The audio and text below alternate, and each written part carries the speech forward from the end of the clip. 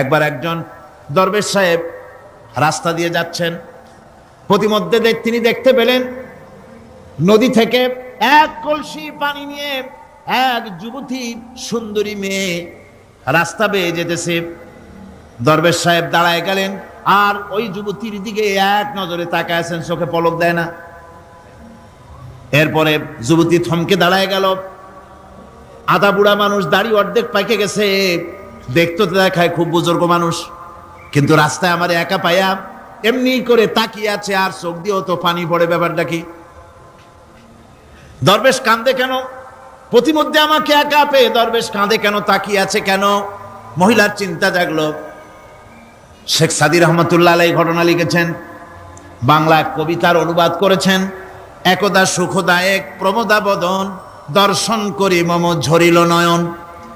হেসে কহে সেরূপসী সবিস্ময় মন, কহ দেখি মহাশয় কহ কি কারণ। বিষয় বিরাগী তুমি ভুবনে প্রচার, কি হেতু জন্মিল তব মানস বিকার। যুবতী মেয়েটি বলছে, ওগো দরবেশ সাহেব, হুজুর সাহেব, আমি একটা যুবতী মেয়ে লোক, রাস্তায় আমাকে একা পেয়ে আপনি আমার দিকে তাকায় আছেন আর কাঁদতেছেন। এই বৃদ্ধ বয়সে ভীমরতি হলে কেন? আমাকে দেখে কাঁদেন কেন আর এক নজরে কেন তাকায়ছেন? কারণটা কি? কি কুমতলব আছে? দরবেশ সাহেব বলছেন, হেসে কহিলাম বালে করহ শ্রবণ, নেত্র ঝরে তবু হেতু ভেব না এমন। হে রূপসী মেয়ে, তোমার জন্য আমি কান্দি, একথা একবারও চিন্তা করো না। যে শিল্পী রচিল এই সুধাংশু বদন, তাহার তরে ঝরে নেত্র নয়নে জীবন। তোমার প্রেম পাওয়ার জন্যে তোমাকে দেখে লোবাতুর এবং কামুক হয়ে তোমার দিকে তাকায় কান্দি, একবারও ভেব না। আল্লাহর কসম, আমি কাঁদতেছি তোমার এত সুন্দর স্বাস্থ্য আর চেহারা যে আল্লাহ রাব্বুল আলামিন বানায় দিলেন, না জানি সেই আল্লাহ কত সুন্দর। যার সৃষ্টি এত সুন্দর সে আল্লাহ রাব্বুল আলামিন না জানি কত সুন্দর। আল্লাহ পাক সেই সুন্দর আল্লাহ রাব্বুল আলামিনকে দেখার তৌফিক যেন আমরা পাই। জোরে কোন আমিন, আরো জোরে বলেন আমিন। আল্লাহ পাক বলছেন, আমি সুন্দর করে সব তৈরি করে দিয়েছি। বুঝবে তারা যারা চিন্তাশীল, যারা গবেষণা করে। ইন্না ফি খালকিস সামাওয়াতি ওয়াল আরদি ওয়া ইখতিলাফিল লাইলি ওয়ান নাহার লাআয়াতিন লিউলিল আলবাব। নিশ্চয়ই যারা নাকি জ্ঞানবান, তারা রাত এবং দিনের পরিবর্তন, আকাশ এবং জমিনের সৃষ্টি ইত্যাদির ব্যাপারে, এই সৃষ্টি নৈপুণ্যতার ব্যাপারে তারা চিন্তা করে, গবেষণা করে। রাত এবং দিনের পার্থক্য মানুষের জীবনকে জীবন পদ্ধতিকে দুই ভাগে বিভক্ত করেছে, রাত এবং দিন।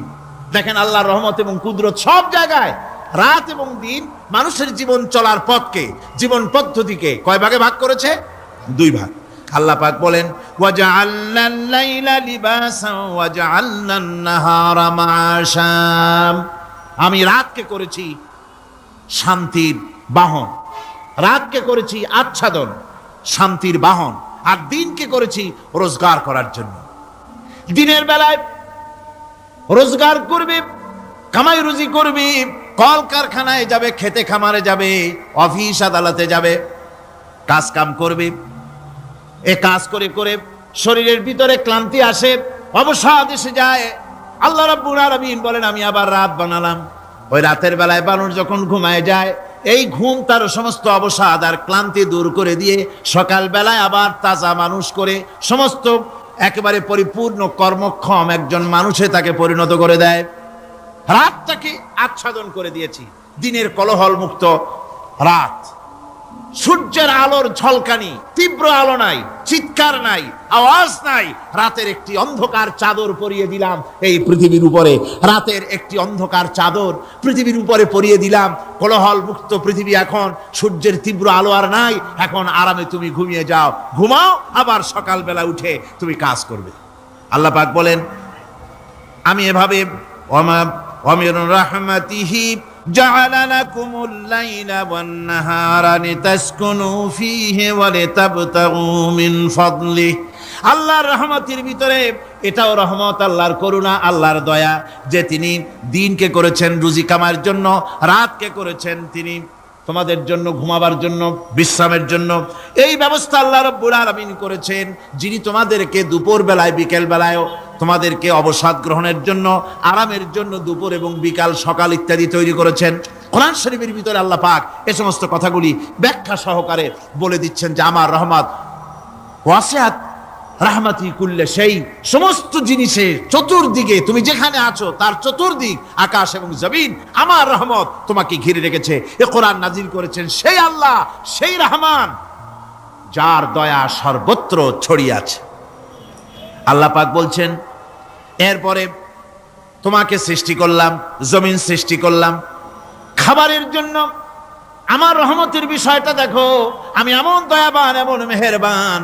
এবার তোমার খাবারের জরুরত হলো তুমি কি খাবে, সেজন্য এই জমিনে ফসলের ব্যবস্থা আমি আল্লাহ করেছি। জোরে বলেন সুবহানাল্লাহ। জমিন শুকায় গেছে,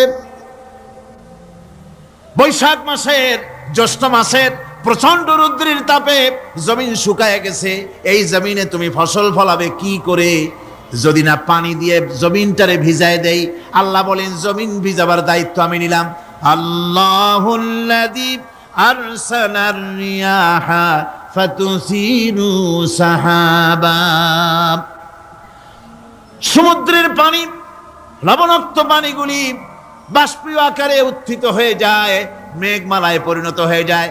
বাতাসকে বলি এই মেঘকে টেনে নিয়ে যাও অমুক জায়গার উপরে, মেঘ চলে এলো।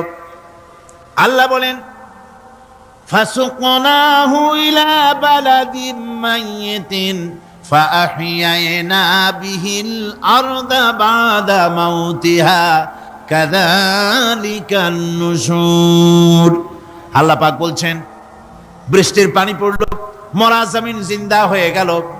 এই মরা জমিন জিন্দা হলো। এরপরে তুমি বীজ বপন করলে, ধান বপন করলে, গম বপন করলে, মাটির খাসলাত হলো সব পচায় দেওয়া। মাটির খাসলাত কি কথা বোঝেন না? মাটির ধর্মটা কি? পচায় দেওয়া। যা রাখেন পচে যাবে, লোহা রাখেন জং ধরে যাবে, পাথর রাখেন আস্তে আস্তে, এ ধরনের যেসব জিনিস রাখেন আস্তে আস্তে করে ধ্বংস হয়ে যাবে, পচে যাবে। ওই মাটির ভিতরে ধান এবং গম, আপনার ফসল, আপনার খাদ্য, আপনার রিজিককে আমানত করে দিলেন। আল্লাহ পাক ওটাকে হেফাজত করলেন। এরপরে ওর ভিতর থেকে পাতা অঙ্কুরিত হয়ে বেরিয়ে এলো। এখন কেউ যদি বলে আল্লাহ যদি পানি না দেন, আল্লাহ যদি বৃষ্টিটা না দেন, তাহলে আমার অসুবিধাটা কি? আল্লাহ বলেন দেখো বৃষ্টিটা তো আমি দিলাম। বৃষ্টিটা কে দিলেন? আল্লাহ পাক বলেন আফারাআইতুমুল মাআল্লাযী তাশরাবুন আআনতুম আনজালতুমুহু মিনাল মুজনি আম নাহনুল মুনজিলুন। তোমরা যে পানি পান করো, আকাশ থেকে এই পানিটা কে বর্ষণ করে? তুমি করো না আমি করি? কে করে জোরে কন? আল্লাহ পাক বলছেন আমি পানি বর্ষণ করি। সেই পানিটা, এই যে বঙ্গোপসাগরের পানি, আপনাদের কর্ণফুলীর পানি, মিষ্টি না নোনা? কি পানি জোরে কন? এই নোনা পানি আকাশে উঠলো। আল্লাহ পাক বলেন ইচ্ছে যদি করতাম লাউ নাশাউ জাআলনাহু জাজান ফালাউলা তাশকুরুন। পানি উঠালাম, নোনা পানি, ইচ্ছে করলে লবণাক্ত অবস্থায় অবতীর্ণ করে দিতে পারতাম, জমিনের ফসল সব নষ্ট হয়ে যেত। কিন্তু আমি নোনা পানি উঠায়া ওই পানিগুলিকে মিষ্টি করে আমি নাজিল করে, জোরে কান সুবহানাল্লাহ। আল্লাহ পাক বলেন গাছ উদ্গত করে দিলাম, গাছ এবার বড় হলো। এই গাছ আল্লাহ রাব্বুল আলামিন এই গাছ তৈরি করলেন। এই গাছ শুধু আপনার জ্বালানি দেয় না, গাছ শুধু ফল দেয় না, এই গাছ মানুষের জন্য, গাছ হচ্ছে বন্ধু। মানুষের জন্য গাছ কি জোরে কোন? কি বন্ধু। সেই বন্ধুরে জন্মের কাটা কাটবেন নাকি? এই গাছ তৈরি হচ্ছে। গাছ বন্ধু কি করে? গাছ বন্ধু হচ্ছে আমরা যে শ্বাস প্রশ্বাস নেই, মুখের থেকে নাকের থেকে যে শ্বাসটা ফেলি, সেটা হচ্ছে আমরা গ্রহণ করি বাতাস থেকে অক্সিজেন, ছেড়ে দেয় কার্বন ডাই অক্সাইড। এটা হচ্ছে বিষ। এটা কি? আমরা নিলাম পরিশুদ্ধ অক্সিজেন, নিলাম, ছেড়ে দিলাম এটাকে বিষ করে, এই বিষটা ছড়িয়ে গেল। এখন এই বিষ যদি আল্লাহ পরিশুদ্ধ করার কোনো ফ্যাক্টরি না বানাতেন, তাহলে পৃথিবীর সমস্ত প্রাণী মরে যেত। সুবহানাল্লাহ কইতে ইচ্ছে করে না? আল্লাহ পাক কি ব্যবস্থাটা করলেন। কোন দুনিয়ার ফ্যাক্টরি নাই মানুষ যে বিষাক্ত করে দেয় আবহাওয়াকে, সেটাকে রিফাইন করার ব্যবস্থা মানুষের কাছে নাই। আল্লাহ ব্যবস্থা করেছেন কি, আল্লাহ পাক গাছ বানায় দিলেন, গাছের সবুজ শ্যামল রং, ঘাসের সবুজ শ্যামল রং, তার খাদ্য হতেছে আপনি যেটা ছেড়ে দেন, আপনার জন্য যেটা বিষ সেটা হচ্ছে তার জন্য খাদ্য। কার্বন ডাই অক্সাইড গাছ টেনে নেয়, সারা রাত টানতে থাকে, অক্সিজেন থেকে বাতাস থেকে সারা রাত টানতে থাকে, কার্বন ডাই অক্সাইড খাবার হিসাবে সে টেনে নেয়। আর দিনের বেলা যখন রোদ ওঠে, সূর্যের উত্তাপ আর গাছের সবুজ রং দুটোতে মিলে এক প্রকারের রন্ধন ক্রিয়া হয়, রাঁধা হয়। সেই রান্নার মাধ্যমে গাছের ভিতর থেকে গাছ আবার অক্সিজেন মানুষের জন্য, প্রাণীর জন্য ছেড়ে দেয়। সুবহানাল্লাহ। তো গাছ আপনার জন্য বন্ধু, একদিকে গাছ আপনার এই কাজ করলো, ফার্নিচার বানাইলো, ছায়া দিল, ফল দিল। আল্লাহ পাক বলেন এই গাছগুলি কে তৈরি করলো? মিয়া তুমি করছো না আমি করছি, আমি আমার রহমত দিয়ে তোমার গাছ বানাই দিলাম। এরপরে ফসল দিলাম, ফসল হলো, তোমার তরি তরকারি হলো, সব কিছু তোমার হয়ে গেল। এবার ফসল দেখা মানুষে যখন দেখে জমিনে বড় বড় ধানের গোছা হয়েছে, মোটা মোটা ধানের গোছা হয়েছে, মোছে তখন তেল মাখে আর নতুন নতুন গানের আয়োজন করে। এবার ফসল বেশি হয়েছে, গান, থিয়েটার, বাজনা, গুনাগার বিবি, কত রকমের গানের ব্যবস্থা করে ফেলে। জমিনে ফসল আর মোছে তেল মাখে আনন্দে। আল্লাহ রাব্বুল আলামিন বলেন লাউ নাশাউ লাজআলনাহু হুতামান ফাযালতুম তাফাক্কাহুন। আমি যদি ইচ্ছে করি তোমার জমিনের সমস্ত ফসলটাকে আমি সম্পূর্ণ কুটায় পরিণত করে দিতে পারি, তুষে পরিণত করে দিতে পারি। পারেন না? ধানের ভিতরে আল্লাহ যদি চাউল না দেন তাহলে সব তুষ হয়ে যাবে না? তখন কি করবেন আপনারা? কি করবেন কোন? বাংলাদেশ তখন হরতালের দেশ। যখন আপনি দেখলেন যে জমিনে ধানে এবার সব তুষ হইছে, তখন আল্লাহর বিরুদ্ধে হরতাল করেন। লাভ হবে কিছু? লাভ হবে? আল্লাহর বিরুদ্ধে আপনারা অনশন ধর্মঘট করেন, লাভ হবে কিছু? কোনো লাভ হবে না। আল্লাহ রাব্বুল আলামিন বলেন কোনো লাভ হবে না, বরং তোমরা তখন বলবে ইন্না লামুগরামুন বাল নাহনু মাহরুমুন। কপালে তখন আঘাত করবে, করাঘাত করতে থাকবে আর বলবে যে আরে কপাল পোড়া হয়ে গেলাম, হতভাগ্য হয়ে গেলাম, বঞ্চিত হয়ে গেলাম, আল্লাহর রহমত থেকে সর্বনাশ হয়ে গেল। তখন কপালে আঘাত করা ছাড়া আর কিছুই করতে পারবে না। আল্লাহর বিরুদ্ধে মিছিল চলে না, সমাবেশ চলে না, বিক্ষোভ চলে না, হরতাল চলে না। মহান আল্লাহ রাব্বুল আলামিন বলছে দেখো এইভাবে করে তোমার ফসলের ব্যবস্থা আমি আল্লাহ করেছি। আমি রহমান, আমি আল্লাহ পাক কি এমন রহমান। আজ জমিনে ফসল বৃদ্ধির জন্য ইউরিয়া, সুপার সালফেট, সালফার সারের ব্যবস্থা হয়েছে, নানান জাতের সারের ব্যবস্থা হয়েছে। যখন এই সার মানুষ তৈরি করতে শেখে নাই, আবহমান কাল থেকে এই জমিনের জন্য সারের ব্যবস্থা কে করেছেন? জোরে কোন? আল্লাহ পাক বলেন আমিন আয়াতিহি আইয়ুরিকুমুল বারকা খাউফান ওয়া তামাম। আমার অসংখ্য নিদর্শনাবলীর মধ্যে এটাও একটি নিদর্শন যে আকাশে বিদ্যুৎ চমকে মেঘের গর্জন হয়। এই যে বিদ্যুৎ চমকে গর্জন হয়, এর মধ্যে রয়েছে মানুষের জন্য ভীতি এবং আশা। তারা ভয় পায় আর এর মধ্যে আশাও রয়েছে। আশাটা কি? আশা হচ্ছে এই যে বিদ্যুৎ যে বছর যত বেশি চমকায় মেঘে, সে বছর জমিনে ফসল তত বেশি বাড়ে। কৃষিবিদরা বলেছেন বিদ্যুৎ যত বেশি চমকায় জমিনের ফসল তত বেশি বাড়ে। সুবহানাল্লাহি ওয়া বিহামদিহি।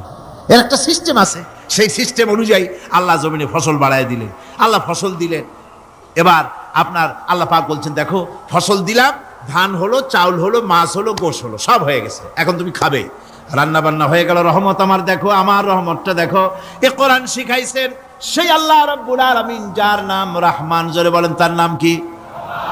রহমান। চাউল হয়ে গেছে, চাউল তো শুধু ভর্তা বানায় খাওয়া যাবে না, ভাত হয়েছে, আটা দিয়া রুটি তৈরি হয়েছে, কি দিয়া খাবেন? আল্লাহ রাব্বুল আলামিন আপনার পুকুরের ভিতরে মাছ দিয়া দিলেন, জন্তু জানোয়ার দিলেন, চার পায়া জানোয়ারের গোশত হালাল করে দিলেন, পাখির মাংস আল্লাহ রাব্বুল আলামিন হালাল করে দিলেন। এখন মাছ হলো, গোশ হলো, মাছ আর গোশ সিদ্ধ করে খাওয়া যাবে? জোরে বলেন যাবে? যাবে না। তার গন্ধ নষ্ট করতে হবে আর সুঘ্রাণ সৃষ্টি করতে হবে। এই গন্ধ নষ্ট করে সুঘ্রাণ সৃষ্টি করার জন্য লবঙ্গ তৈরি করলেন কে? কথা কন না কেন? এলাচি কার? দারচিনি কার, লবণ কার, মরিচ কার, হলুদ কার, পেঁয়াজ কার? সুবহানাল্লাহ বিহামদিহি। এত নিয়ামত আল্লাহ রাব্বুল আলামিন বলেন, ওয়া ইন তাউদ্দু নি'মাতাল্লাহি লা তুহসুহা। আমার নিয়ামত গণনা করে করে আমার নিয়ামত গুণে শেষ করতে পারবে না, এত নিয়ামত আমি দান করেছি। এরপরে তরি তরকারি হলো, মাছ গোশ খেতে খেতে অস্থির হয়ে যাবে, তারপরে তরি তরকারি দিলাম, শাক সবজি দিলাম, সব কিছু আমি আল্লাহ রাব্বুল আলামিন দিয়েছি। আমার নাম রহমান, তোমার সমস্ত প্রয়োজন আমি দিয়েছি, মিটাই দিয়েছি। এবার তরি তরকারি হলো, আর মানুষ তরি তরকারি খাইলো, আল্লাহ শুকর আদায় করলো না। শুকর আদায় করে না। এত সুন্দর মজার কদু, সেই কদু খায়, আর কদু খাইয়া মোসে তাও মারে, আর বলে স্বাদের লাউ বানাইলো বৈরাগী। আল্লাহ শুকর আদায় করে, আল্লাহর নিয়ামতের শুকরিয়া আদায় করে না। পৃথিবীর বুকে এমন কোন বিচরণশীল জীব নাই যে জীবের রিস্কের দায়িত্ব আমি আল্লাহ গ্রহণ করি নাই। সমস্ত রিস্কের দায়িত্ব কে নিয়েছেন? চিল্লায় কোন? আল্লাহ সুবহানাহু ওয়া তাআলা।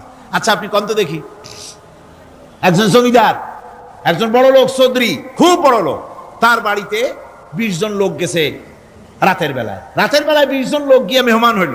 মেহমান হইয়া তারা বলতেছে, সাহেব আমরা তো মেহমান, আমি এক একজন এক এক রকমের খাবার চাইলো। একজনে বললো আমি হরিণ খাবো, আর একজনে কয় আমি মুরগি খাবো, আর একজনে বললো আমি খরগোশ খাবো, আর একজনে বললো আমি হাতি খাবো, আর একজনে বললো আমি ছাগল খাবো। 20 জন মানুষে 20 রকমের খাবার চাইলো। একজনে কয় বোয়াল মাছ খাবো, আর একজনে কয় রুই মাছ খাবো। 20 জনে 20 রকমের খাবার দাবি করলো। বলেন জমিদার তো বাড়ির জমিদারের বাপ, সেও কি পারবে 20 জনকে 20 রকমের খাবার পরিবেশন করতে? কোন প্রস্তুতি ছাড়া পারবে? কোন প্রস্তুতি ছাড়া জমিদার হোক, রাজা বাদশাহ হোক, 20 জন মানুষের খাবার 20 রকমের দিতে পারে না। আর আল্লাহ এমন রহমান, এই পৃথিবীর লক্ষ কোটি কোটি জাতির প্রাণীকে কোটি কোটি রকমের খাবার আল্লাহ রাব্বুল আলামিন পরিবেশন করতেছেন। সাপের খাবার একরকম, ব্যাঙের খাবার আর এক রকম। ব্যাঙে যা খায় সাপে তা খায় না, সাপে যা খায় ব্যাঙে তা খায় না। হাতির খাবার, গন্ডারের খাবার, ভল্লুকের খাবার, বাঘের খাবার, সিংহের খাবার, মানুষের খাবার, ছাগলের খাবার, মুরগির খাবার, মশার খাবার, সারপোকার খাবার, সমস্ত খাবার ভিন্ন ভিন্ন। আবার সমস্ত খাবারের মজা আল্লাহ রাব্বুল আলামিন আলাদা আলাদা করে দিয়েছেন। এমন রহমান, আপনার পেট ভরবেন শুধু স্বাস্থ্য বানাবার জন্য, পেট ভরে খাওয়া দরকারটা ছিল। আল্লাহ পাক দেখলেন যে না, শুধু পেট ভরলে তো এরকম খাইতে চাইবে না, তাই আল্লাহ রাব্বুল আলামিন জিহ্বা দিয়ে দিলেন যাতে করে মজা লাগে আর খায়। সব রকমের মজা, এক এক গোশতে, এক এক মাছে, এক এক তরকারিতে এক এক রকম মজা। না সব রকম মজা, সব একরকম মজা, ভিন্ন ভিন্ন রকমের মজা।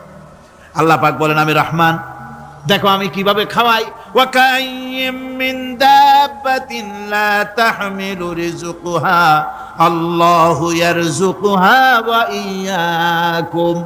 এই পৃথিবীতে এমন অনেক বিচরণশীল জীব আছে, যে প্রাণীরা নিজের জন্য কোনো সঞ্চয় করে না, সঞ্চয় করে শুধুমাত্র পৃথিবীর মানুষ। আর পিঁপড়ায় কিছু সঞ্চয় করে। অন্যান্য বহু প্রাণী আছে যাদের কোনো সঞ্চয় নাই। কি বলেন, পাতিশিয়ালের কোনো ব্যাংকে অ্যাকাউন্ট আছে নাকি? না। শীতের মৌসুমে পাতিশিয়াল আসা ব্যাংকের ম্যানেজারকে বলে না যে কয়েকটা মুরগি আনছি, আমার নামে একটা অ্যাকাউন্ট ওপেন করেন, বৃষ্টির সময় আমি যেন ওগুলো উঠাইয়া পাইকারি দরে খাইতে পারি। ওর কোনো খাবার নাই, সঞ্চয় নাই। এ ধরনের পাখির সঞ্চয় নাই, পশুর সঞ্চয় নাই। মহান আল্লাহ রাব্বুল আলামিন তিনি বলছেন, সকাল বেলায় পাখি তার বাসা দিয়া ক্ষুধার্ত পেট নিয়ে পাখিগুলি উড়ে চলে যায়। সাপ তার গর্ত থেকে বের হয় খালি পেটে, পাতি শৃগল খালি পেট নিয়ে গর্ত থেকে বেরিয়ে যায়। তিমির মতো অত বড় প্রকাণ্ড প্রাণী, হাতির মতো প্রকাণ্ড প্রাণী, গরিলা, শিম্পাঞ্জি, ওরাংওটাং, পিঁপড়া থেকে শুরু করে নিয়ে প্রকাণ্ড তিমি পর্যন্ত সমস্ত প্রাণীগুলি সকালবেলায় খালি পেটে বেরিয়ে যায়। সারাদিন ঘোরাঘুরির পর আল্লাহ সুবহানাহু ওয়া তাআলা বলেন, সন্ধ্যাবেলায় সমস্ত প্রাণীর পেটগুলি ভরে আমি আল্লাহ তাদের বাসায় ফিরাইয়া দেই। আমি রহমান, এভাবে করি আমি আল্লাহ রাব্বুল আলামিন খাবারের বন্দোবস্ত করি, পড়ার বন্দোবস্ত করি, থাকার ব্যবস্থা করি। ইয়া আইয়ুহান নাসু যকুরু নি'মাতাল্লাহি আলাইকুম হাল মিন খালিকিন গায়রুল্লাহ ইয়ারযুকুকুম মিনাস সামাই ওয়াল আরদ। ও পৃথিবীর মানুষেরা, ওই আল্লাহর স্মরণ করো, আল্লাহর নিয়ামতের শুকরিয়া আদায় করো যে আল্লাহ তোমাকে আকাশ থেকে জমিন থেকে রিজিক দেন। ওই আল্লাহ ছাড়া আছে কি কেউ যে তোমাকে আকাশ থেকে রিজিক দেয়, জমিন থেকে রিজিক দেয়? লা ইলাহা ইল্লা হুয়া ফাআন্না তুফাকুন। ওই আল্লাহ ছাড়া কোনো আউযু বিল্লাহি মিনাশ শাইতানির রাজীম। বিসমিল্লাহির রাহমানির রহিম। আলহামদুলিল্লাহি রাব্বিল আলামিন। সবাই পড়েন আলহামদুলিল্লাহি রাব্বিল আলামিন আর রহমানির রহিম মালিকি ইয়াউমিদ্দিন ইয়্যাকা না'বুদু ওয়া ইয়্যাকা নাস্তাঈন ইহদিনাস সিরাতাল মুস্তাকিম সিরাতাল্লাযীনা আন'আমতা আলাইহিম গায়রিল মাগদুবি আলাইহিম ওয়ালাদ-দাল্লিন। আমিন। সূরা ফাতিহা কোরআনে কারীমের সর্বপ্রথম একটি পূর্ণাঙ্গ সূরা, যেটি সেই সূরাটির নাম হচ্ছে সূরা ফাতিহা। এর আগে যত সূরা নাজিল হয়েছে রাসূল করিম সাল্লাল্লাহু আলাইহি সাল্লামের কাছে তা ছিল 10 আয়াত, 20 আয়াত, 30 আয়াত এরকম করে করে, কিন্তু পূর্ণাঙ্গ সূরা হিসাবে হুজুরের কাছে প্রথম যে সূরাটি নাজিল হয় সেই সূরাটির নাম হচ্ছে সূরা ফাতিহা। আর ফাতিহার এটা গ্রন্থের প্রারম্ভিকা হিসাবে রাখা হয়েছে বলে এই সূরাটির নাম হচ্ছে আল ফাতিহা, সূরাতুল ফাতিহা অথবা ফাতিহাতুল কিতাব। যার সাহায্যে কোনো জিনিসকে উদ্বোধন করা হয়, শুরু করা হয়, সেটার নাম হচ্ছে ফাতিহা।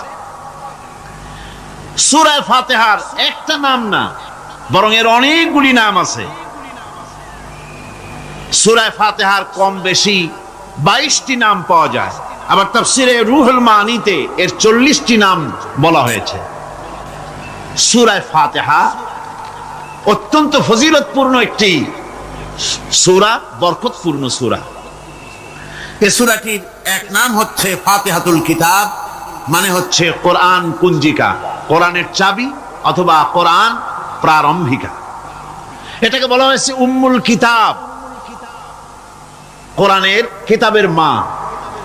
তো মা মানে কোরআন শরীফের পেটে সূরা ফাতিহা হয়েছে তা না।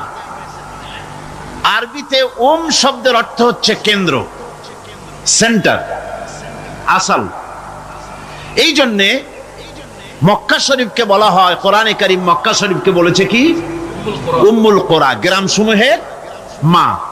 সারা পৃথিবীর সমস্ত জায়গা থেকে, শহরগঞ্জ, গ্রাম থেকে লোকেরা এখানে এসে একত্রিত হয়, সেজন্য এটার নাম রাখা হয়েছে উম্মুল কোরা। আবার সেনাবাহিনীর পতাকাকে বলা হয় উম্মুন, তার মানে হচ্ছে সমস্ত সেনাবাহিনী এই পতাকার ছায়াতলে ঐক্যবদ্ধ হয়, একত্রিত হয়, সেজন্য সেই পতাকার নাম হচ্ছে উম্মুন। অনুরূপভাবে গোটা কোরআনে কারীমের মধ্যে যা কিছু আছে তা সূরা ফাতিহার ভিতরে কেন্দ্রীভূত করা হয়েছে বলে এটার নাম হয়েছে উম্মুল কিতাব। এটার নাম হয়েছে সূরাতুর রাস। রাস শব্দের অর্থ হচ্ছে মগজ। মগজ হচ্ছে মাথার কেন্দ্রস্থল, আর গোটা কোরআনে কারীমের কেন্দ্রস্থল হচ্ছে সূরা ফাতিহা। সূরা ফাতিহার আরেক নাম হচ্ছে সূরাতুল কানজ, অর্থাৎ খনি, খনির সূরা। তার মানে হচ্ছে জ্ঞান বিজ্ঞানের সমস্ত খনি আল্লাহ পাক সূরা ফাতিহার মধ্যে রেখে দিয়েছেন। সুবহানাল্লাহ ওয়া বিহামদিহি। এর আরেকটা নাম হচ্ছে সূরাতুল ওয়াফিয়া, অর্থাৎ পূর্ণত্ব প্রাপ্ত। এই সূরাটি হচ্ছে একমাত্র সূরা যা খণ্ডিত করে পড়া যায় না। কোরআন শরীফের যে কোনো সূরাকে অংশবিশেষ তেলাওয়াত করে নামাজ পড়তে পারেন, অংশবিশেষ পড়তে পারেন, কিন্তু সূরা ফাতিহা হচ্ছে এমন একটি সূরা যে সূরা খণ্ডিত করে পড়া যায় না। পড়তে হলে সবটাই পড়তে হবে, এজন্য এটার নাম হচ্ছে পূর্ণত্ব প্রাপ্ত। এটাকে বলা হয়েছে আসাসুল কোরআন, অর্থাৎ কোরআনের ভিত্তি। 30 পারা কোরআনের পূর্ণাঙ্গ ব্যবস্থা পেশ করা হয়েছে, তার ভিত্তি হচ্ছে সূরা ফাতিহা। এটার নাম হচ্ছে সূরাতুল হামদ, প্রশংসার সূরা। যেহেতু সূরা ফাতিহায় আল্লাহর প্রশংসা দিয়ে ভরা, এই জন্য এটার নাম হচ্ছে সূরাতুল ফাতিহা। এর আরেকটি নাম হচ্ছে সূরাতুশ শুকর, শুকর করা, কৃতজ্ঞতা প্রকাশ করার সূরা। এই সূরাটির মধ্যে মানুষ আল্লাহ পাকের অসীম অনুগ্রহের শুকরিয়া আদায় করে বলে প্রশংসার মাধ্যমে, এই জন্য এটার নাম হয়েছে সূরাতুশ শুকর। সূরাটির না আরেকটি নাম হচ্ছে সূরাতুদ দোয়া। এই সূরাটি একটি দোয়া, একটি প্রার্থনা, আল্লাহ পাকের কাছে প্রার্থনা করা হয়, সেজন্য এটার নাম হচ্ছে সূরাতুদ দোয়া। এর আরেকটি নাম হচ্ছে সূরাতুস সুআল, অর্থাৎ কামনা করার সূরা, আল্লাহর কাছে চাওয়ার সূরা। এই সূরায় অনেক কিছু আছে যা আল্লাহর কাছে চাওয়া হয়। এই সূরাটি, এর আরেকটি নাম হচ্ছে সূরাতুশ শিফা, অর্থাৎ প্রতিষেধক, রোগ ব্যাধি ইত্যাদি মুক্ত হওয়ার জন্য। সূরা ফাতিহা আপনারা আল্লাহর ওলিদের কাছে, ওলামাদের কাছে যে যান, পানি নিয়ে, তেল নিয়ে, কালো জিরা নিয়ে, ওনারা যা পড়ে ফু দেন, সেই গোপন কথাটা বলে দেই, সেটা হচ্ছে সূরা ফাতিহা। সূরা ফাতিহা কোন কিতাবে মুফাসসিরিন ইকরাম লিখেছেন, মুহাদ্দিসিনরা লিখেছেন যে দুরারোগ্য ব্যাধি, কোন ওষুধ ভালো হচ্ছে না, প্রতিদিন 40 বার করে সূরা ফাতিহা পড়ে পানিতে দম করে ফজরের পরে 41 দিন যদি এভাবে সেবন করে, সেই দম করা পানি দুরারোগ্য ব্যাধিও আল্লাহ পাক ভালো করে দিবেন। সুবহানাল্লাহ ওয়া বিহামদিহি। এটা হচ্ছে সূরাতুশ শিফা। এটাকে বলা হয় সূরাতুস সালাত। নামাজ হবেই না সূরা ফাতিহা ছাড়া, নামাজ সূরা ফাতিহা ছাড়া হবে না।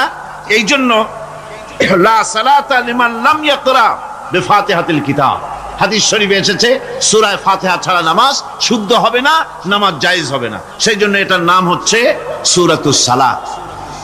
কোরআনে কারীমের এই সূরাটি, এটাকে হযরত পীর সাহেব কেবলা একটি আয়াত তেলাওয়াত করে বলেছেন সাবউল মাসানি। এটা হচ্ছে নিত্য পাঠনীয় সপ্তবাক্য, যে 7টি বাক্যকে সবসময় পড়া লাগে।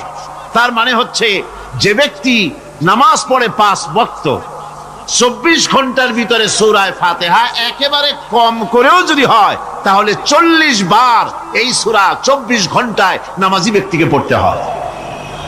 এই জন্য সবসময় পাঠনীয় এই সূরাটি। সূরাটি মোট অক্ষর সংখ্যা হচ্ছে 113, শব্দ সংখ্যা হচ্ছে 25টি। এটি হচ্ছে সূরা ফাতিহা। একটি রুকু, 7টি আয়াত। নাজিলের অবতীর্ণ হওয়ার স্থান হচ্ছে মক্কা আল মুকাররমা। রাসূল করিম সাল্লাল্লাহু আলাইহি ওয়াসাল্লামের মক্কি জিন্দেগিতে সূরাটি অবতীর্ণ হয়। শুরু হচ্ছে সূরা ফাতিহা। আলহামদুলিল্লাহি রাব্বিল আলামিন। সূরা ফাতিহা আমি বলি এটি যেন একটি অভিনন্দন পত্র। এটি কি? অভিনন্দন পত্র। বান্দা দিচ্ছে তার রবকে, রবের ভাষায় শেখানো অভিনন্দন পত্র বান্দা তার রবকে প্রকাশ করছেন, দিচ্ছেন। অভিনন্দন পত্রে 3টা জিনিস থাকে, আপনারা লক্ষ্য করে শুনলে বুঝতে পারবেন ইনশাআল্লাহ। একবার ভাবুন যে কত বড় কথা 30 পারা কোরআনের মধ্যে যা আছে তার সবটা আল্লাহ পাক তার সারাংশ সূরা ফাতিহায় ঢুকাইছেন। তাহলে এটা জিনিসটা কি, এটা বুঝতে হবে এবং সেই ধরনের অন্তর নিয়ে, মন নিয়ে বসতে হবে আর বুঝতে চেষ্টা করতে হবে। আমি ধীরে ধীরে আপনাদের সামনে পেশ করব ইনশাআল্লাহ, বিইজনিল্লাহ, বিমাশিয়াতিল্লাহ। বিফদলিল্লাহ। সূরা ফাতিহার মধ্যে আমি বলেছি এটা একটি অভিনন্দন পত্রের মতো। কিরকম? অভিনন্দন পত্রে তিনটা জিনিস থাকে। কয়টা জিনিস থাকে? তিনটা। প্রথমে থাকে প্রশংসা। অভিনন্দন পত্রে প্রথমে কি থাকে? প্রশংসা। 2 নম্বরে থাকে পরিচয়। 3 নম্বরে থাকে দাবি। 3 নম্বরে থাকে দাবি। প্রথমেই দাবি করা হয় না, এটা ঠিক না। প্রথমেই প্রশংসা।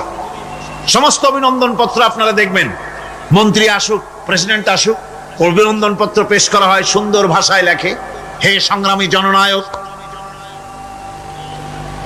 গরিবের বন্ধু, জাতির কিছু একটা, এইভাবে করে বহুত প্রশংসা করে তারপরে তার নাম খুঁজে পাওয়াই মুশকিল প্রশংসার ঠেলায়। আপনার আগমনী বার্তায় আমাদের এই চট্টগ্রামের আকাশ বাতাস মুখরিত, আবাল বৃদ্ধ বনিতা আনন্দে উদ্বেলিত, কে কি করবে দিশে করতে পারছেন না, এরকম প্রশংসা। এই প্রশংসা দিয়ে তারপরে বলে আমরা চট্টগ্রাম কলেজের কর্তৃপক্ষ, আমাদের বেড়া নাই, টিন নাই, চাল নাই, ইট নাই, সিমেন্ট নাই, আমাদের এগুলি দাবি। তাহলে প্রথমে গেল প্রশংসা, 2 নম্বরে পরিচয়, 3 নম্বরে দাবি। মূলত এই ভদ্রতা প্রথমে কেউ বলে না, মন্ত্রী সাহেব চিটাগংয়ে আসছেন তো, আমাদের দাবি না মিটাইয়া ঠ্যাং আস্ত নিয়ে ঢাকা ফিরতে পারবেন না, এরকম বলে নাকি? এরকম বললে কিছুই পাওয়া যাবে না। মূলত এই যে ভদ্রতা, এই শালীনতা, এই শিষ্টাচার শিক্ষা দিয়েছে আল কোরআন। সুবহানাল্লাহ। বান্দাকে কিছু চাইতে হবে, আর চাওয়াটা শিখাইছেন কে? আল্লাহ। কে শিখিয়েছেন? বান্দাকে একটা বড় জিনিস চাইতে হবে, একটা বড় জিনিস চাইতে হবে আল্লাহর কাছে। সে চাওয়াটা কি সেটাও আল্লাহ শিখিয়েছেন। যেহেতু আমরা তো জানি না, বুঝি না, আল্লাহ আমাদের কত মেহেরবান, তার কত দয়া, আমাদের শিখাই দিচ্ছেন কেমনে প্রশংসা করতে হবে, কেমনে পরিচয় দিতে হবে, আর কেমনে দাবি করতে হবে। 3টি জিনিস সূরা ফাতিহার মধ্যে আল্লাহ পাক ঢুকিয়ে দিয়েছেন। সুবহানাল্লাহ। সুতরাং বলা হচ্ছে, আল্লাহ পাক বলছেন আলহামদুলিল্লাহি রাব্বিল আলামিন। সমস্ত প্রশংসা, যাবতীয় প্রশংসা সবকিছু আল্লাহ পাকের জন্য, যিনি রব্বুল আলামিন, যিনি বহু জগতের, অসংখ্য জগতের যিনি পালনেওয়ালা, তার জন্যই সমস্ত প্রশংসা। এখন হামদ হচ্ছে প্রশংসা, এর অর্থ হচ্ছে সুন্দরের প্রশংসা। অসুন্দরের কিন্তু কোনো হামদ হয় না, অসুন্দরের হামদ হয় না। হামদ হয় কার? সুন্দরের। সুন্দরের হামদ হয়, প্রশংসা হয়। এই জন্য প্রশংসা করতে হবে আল্লাহ পাকের। কোন ফাসিকের প্রশংসা যদি করা হয়, আল্লাহ পাক নারাজ হয়ে যায়। আল্লাহ পাকের আরশ গোসায় থরথর করে কাঁপতে থাকে। প্রশংসা হবে কেবলমাত্র কার? আল্লাহ পাকের। এবং এই প্রশংসা সবটুকু হামদের আগে আলিফ লাম লাগানো হয়েছে। এটা হচ্ছে জিন্স বা ইস্তিকরাক, অর্থাৎ সমস্ত বস্তুকে বোঝাবার জন্য আল শব্দকে ব্যবহার করা হয়েছে। আলহামদু, সমস্ত প্রশংসা সেই আল্লাহ পাকের, যিনি তামাম জাহানকে সৃষ্টি করেছেন এবং প্রতিপালন করেছেন। আল্লাহ রাব্বুল আলামিন বলেন, আমরা শুরু করছি সূরা ফাতিহা, অভিনন্দন পত্র দিচ্ছি। কারে দিচ্ছি? আল্লাহ পাককে দিচ্ছি। সেখানেও ভাষা দিয়ে রব্বুল আলামিন বলেন প্রশংসা করো, আলহামদুলিল্লাহি রাব্বিল আলামিন। সমস্ত প্রশংসা আল্লাহ পাকের, যিনি হচ্ছেন রব। যিনি কি? রব। এখন এই রব শব্দের বাংলা অর্থ করা হয় প্রভু, লালনকারী, প্রতিপালনকারী, কিন্তু এই অর্থ যথেষ্ট নয়।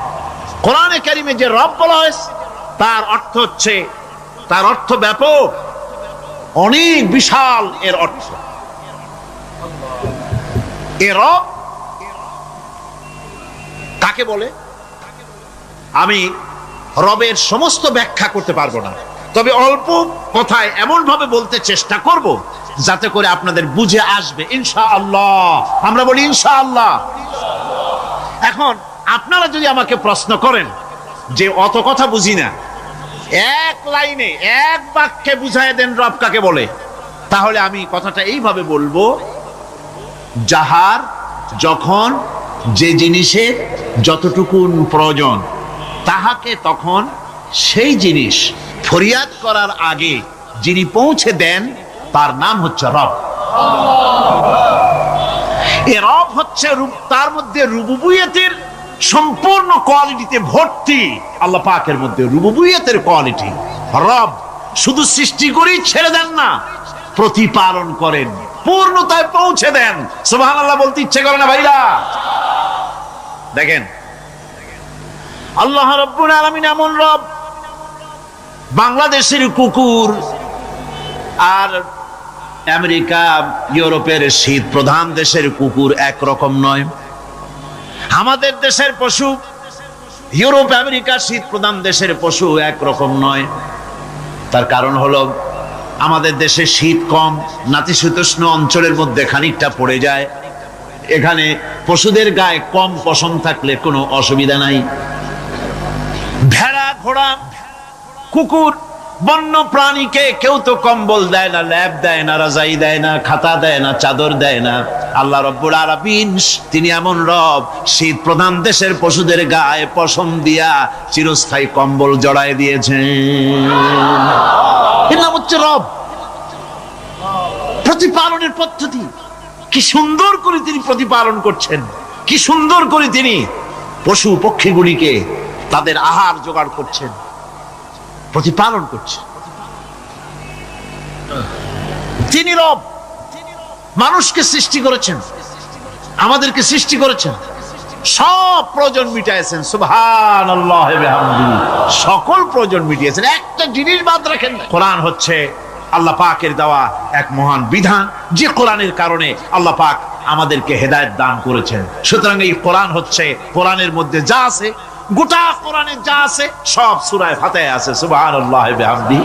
আল্লাহ পাক বলছেন আলহামদুলিল্লাহি রাব্বিল আলামিন।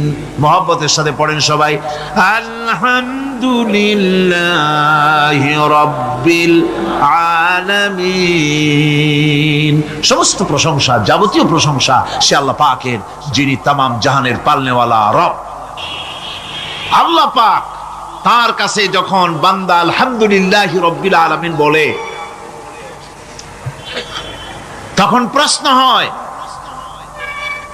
যে তার যার প্রশংসা তুমি করছো, তোমরা করছো, তার কি আরো কোনো গুণকীর্তন আছে নাকি? আমরা বলি আর রহমানির রহিম, তিনি পরম দাতা এবং দয়ালু। রহমান এবং রহিম দুটি হচ্ছে সমঅর্থবোধক, প্রায় কাছাকাছি অর্থবোধক শব্দ। অসীম মেহেরবান এবং বিশেষ করুণাময় তিনি, যিনি রহমান এবং রহিম। রহমান রহিম আল্লাহ পাকের দুটি গুণবাচক নাম।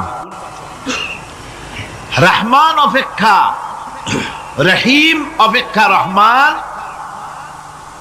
এটা হচ্ছে বেশি ব্যাপক অর্থবোধক, যার জন্য তাফসীরে বলা হয়েছে আর রহমানু যুর রাহমাতিশ শামিলা বিজামিল খালায়েক ফিদ দুনিয়া ওয়াল মুমিনিনা ফিল আখিরাহ।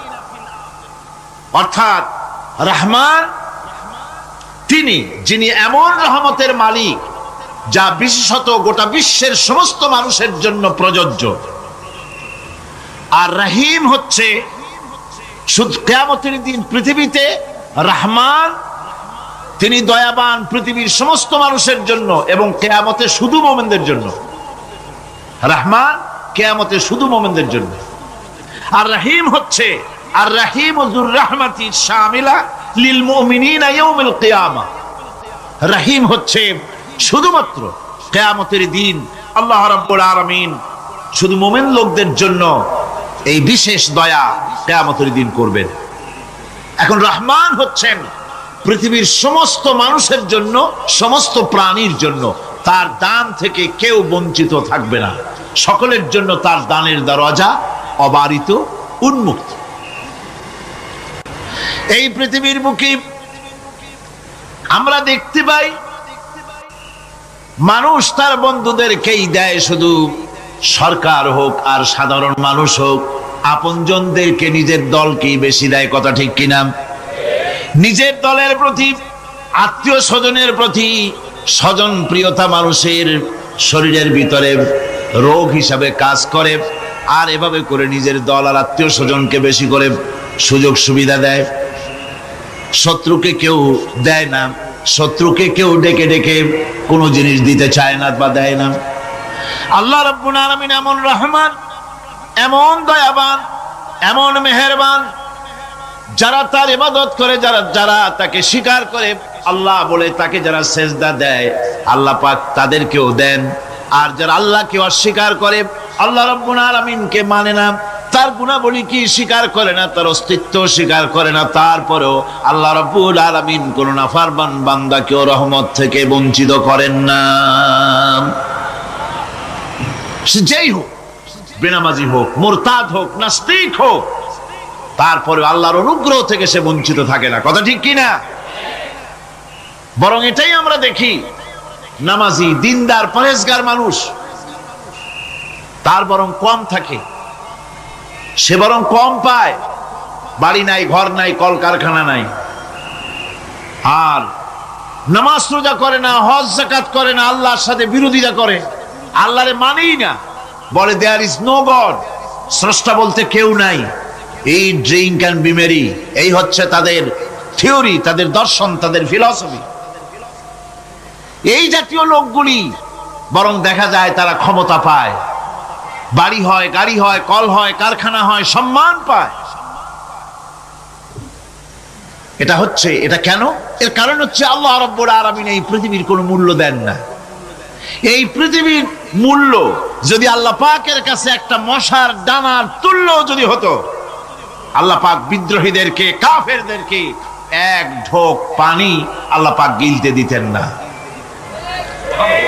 এবার চিন্তা করেন, আল্লাহর ব্যাপারে যে দৃষ্টান্তটা দেওয়া হয়েছে, দৃষ্টান্তটা কত গুরুত্বপূর্ণ। মশার ডানার তুল্য, মশার ডানার তুল্য এই পৃথিবীর দাম নাই আল্লাহর কাছে। আপনাকে যদি কেউ 10 লক্ষ মশার ডানা বহু কষ্ট করে জোগাড় করিয়া যদি কেউ দেয়, তাহলে আপনি কয় টাকা দিয়ে কিনবেন? 4 পয়সা দিয়েও একজনে বলছে 4 পয়সাও দিবে না। তাহলে বোঝেন এর কোনো মূল্য নাই। একটা মশার ডানার তুল্য মূল্য আল্লাহ পাক এই পৃথিবীর দেন না, যার কারণে অবারিত উন্মুক্ত হস্তে আল্লাহ পাক সমস্ত মানুষের জন্য, প্রাণী জগতের জন্য তিনি করুণা করেছেন সকলকে। এই করুণাময় রহমান আল্লাহ পাক, তিনি গুনাহগারদেরকে, যারা আল্লাহ পাকের ফরমাবরদারি করতেছে, তাদেরকে সকলকে আল্লাহ পাক সমানভাবে তার জিনিসগুলিকে তিনি দিয়ে দিচ্ছেন। এটা হচ্ছে রহমান। আর রহিম হচ্ছে, হাদিস শরীফে বলা হয়েছে, আর রহমানু রহমানুদ দুনিয়া ওয়াল আখিরাহ, আর রহিম ও রহিমুল আখিরাহ। মুমিন রহমান তো শুধু আল্লাহ পাক দুনিয়া এবং আখিরাতের জন্য, আর রহিম শুধুমাত্র আখিরাতের জন্য। আবার কোন কোন আয়াতে বলা হয়েছে যে আল্লাহ পাক দুনিয়ার মানুষের জন্য রহিম। একটি আয়াতে ভাবে বলা হয়েছে, হুয়াল্লাযী ইউসাল্লি আলাইকুম ওয়া মালাইকাতুহু লিইখরিজাকুম মিনাজ যুলুমাতি ইলান নূর ওয়া কানা বিল মুমিনিনা রহিমা। সে আল্লাহই তোমাদের প্রতি রহম করেছেন, রহমত নাজিল করেছেন, এবং তার ফেরেশতাগণ এই উদ্দেশ্যে যে তোমাদেরকে তিনি অন্ধকার থেকে আলোর দিকে বের করে নিয়ে আসবেন। আর তিনি হচ্ছেন মুমিনদের জন্য রহিম, অত্যন্ত দয়াবান। আরবি ভাষায় আর রহমান অন্তর্জগতের এমন একটি নম্র উচ্ছ্বাসিত অবস্থার প্রতি ইঙ্গিত করে, যার ফলে তার স্বতঃস্ফূর্তভাবে নিজের থেকেই মহানুভবতা এবং প্রীতি ও মহব্বতের ইচ্ছার বহির প্রকাশ ঘটে। তাই রহমতের মধ্যে আছে স্নেহ, আছে প্রীতি, আছে অনুগ্রহ। আল্লাহ পাকের রহমতটা কি জিনিস? সেটা হচ্ছে রাহমাতি ওয়াসিআত কুল্লা শাই, আমার রহমত দিয়ে সমস্ত জিনিসকে ঢেকে রাখা হয়েছে। প্রত্যেকটি জিনিসের ভিতরে আল্লাহ পাকের রহমত রয়েছে। রহমত ছাড়া এই পৃথিবীতে মানুষের চলার কোনো পথ নাই। সমস্ত ব্যাপারেই আল্লাহ পাকের রহমত আর রহমত। আমরা যখন বললাম আর রহমানির রহিম, বলেন সবাই আর রহমানির রহিম।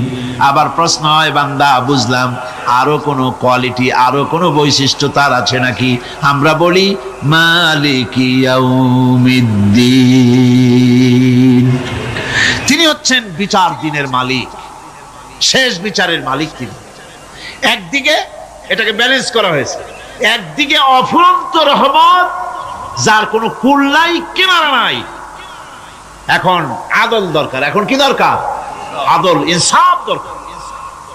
আল্লাহ পাক একদিকে অফুরন্ত রহমত আর নিয়ামত দিয়ে পৃথিবীকে ছেড়ে রেখেছেন, অপর দিকে বলেছেন আমি হচ্ছি বিচার দিনের মালিক, সেদিন আমি বিচার করব। সেই বিচারের ভেতরে কোনো পক্ষপাতিত্ব থাকবে না, হবে না।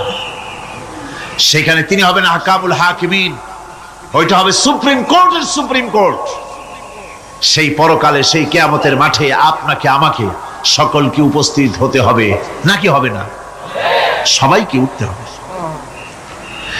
এই দিন শব্দটি কোরআনে কারিমে বহু জায়গায় বলা হয়েছে এবং বিভিন্ন অর্থে ব্যবহার করা হয়েছে।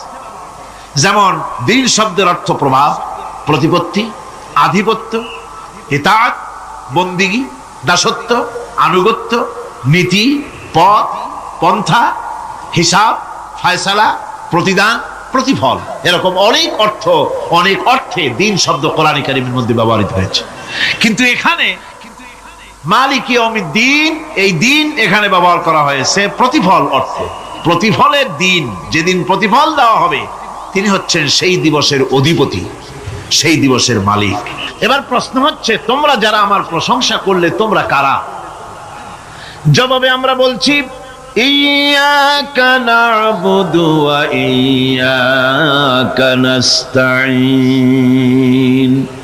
আয় আমার রব, আমরা হচ্ছি তোমার বান্দা, একমাত্র তোমারই গোলামি করি, একমাত্র তোমারই একমাত্র তোমারই ইবাদত করি। আর কারো ইবাদত, এই শব্দটা লাগাইলে কি বোঝা যায়? যে আর কারো করি না, একমাত্র তোমারই ইবাদত করি আর একমাত্র তোমারই কাছে সাহায্য প্রার্থনা করি। ইয়্যাকা না'বুদু ওয়া ইয়্যাকা নাস্তাঈন।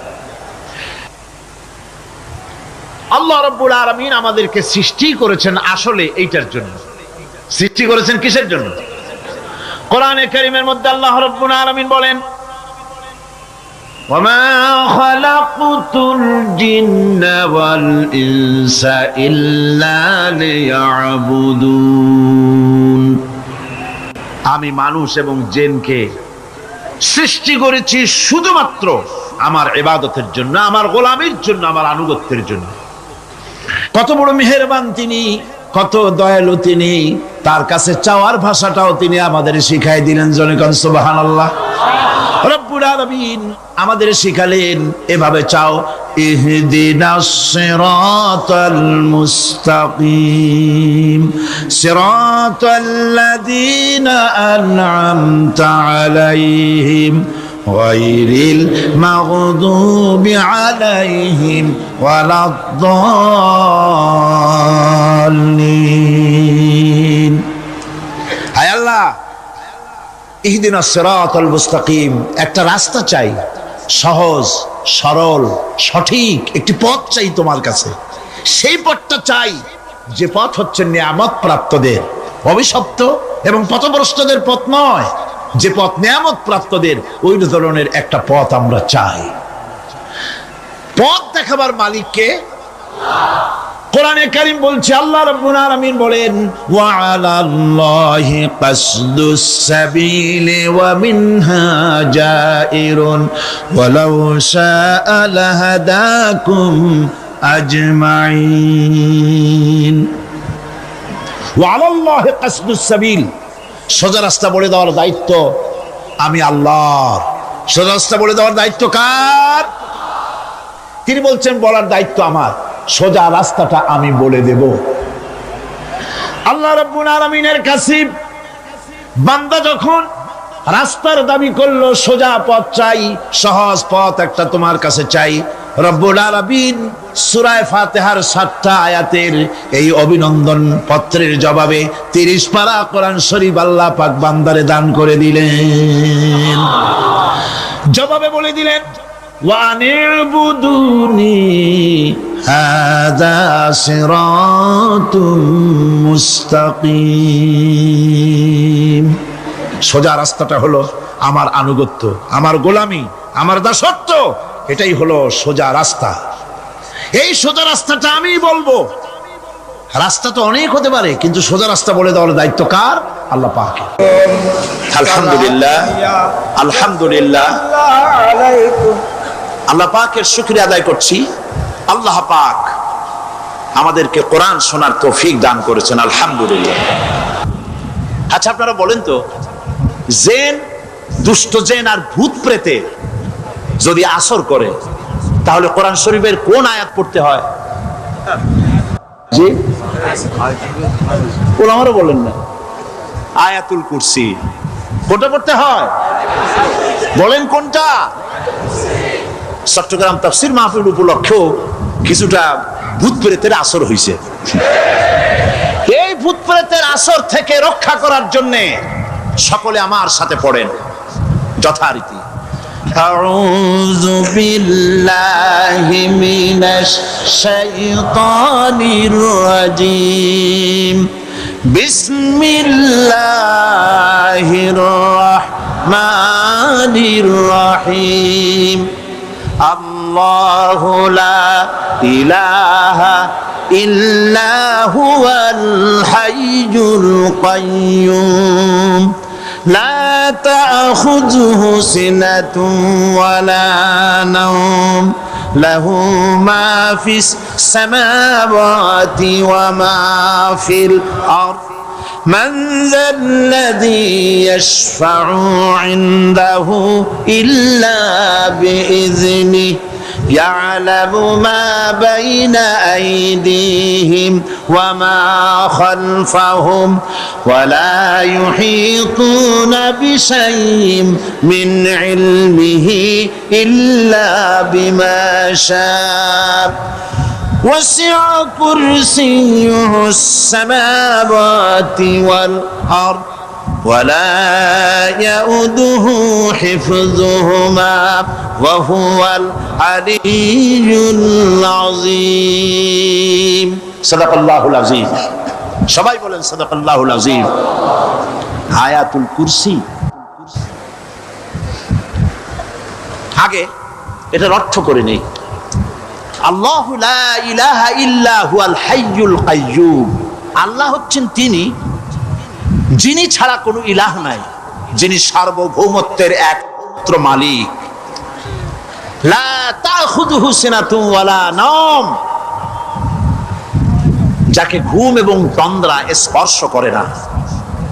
লাহু মা ফিস সামাওয়াতি ওয়া মা ফিল আরদ, আকাশ ও জমিনে যা কিছু আছে সবই তার। মান যাল্লাযী ইয়াশফাউ ইনদাহু ইল্লা বিইজনিহি, কে আছে এমন যে তার কাছে সুপারিশ করতে পারে তার বিনা অনুমতিতে? মা বাইনা আইদিহিম ইয়ালামু মা বাইনা আইদিহিম ওয়া মা খালফাহুম, তিনি সবার অগ্র পশ্চাৎ এর সব কিছুর খবর রাখেন। ওয়ালা ইউহিতুনা বিশাইইম মিন ইলমিহি ইল্লা বিমা শাআ, তার জ্ঞাত বিষয়ের কিছুই মানুষ নিজেদের আয়ত্তে আনতে পারে না। অবশ্য আল্লাহ যদি কাউকে কিছু দিতে চান, ওয়াসিআ কুরসিয়্যুহু সামাওয়াতি ওয়াল আরদ, তার একচ্ছত্র ক্ষমতা এবং কর্তৃত্ব আকাশ এবং জমিনকে পরিব্যাপ্ত করে রেখেছে।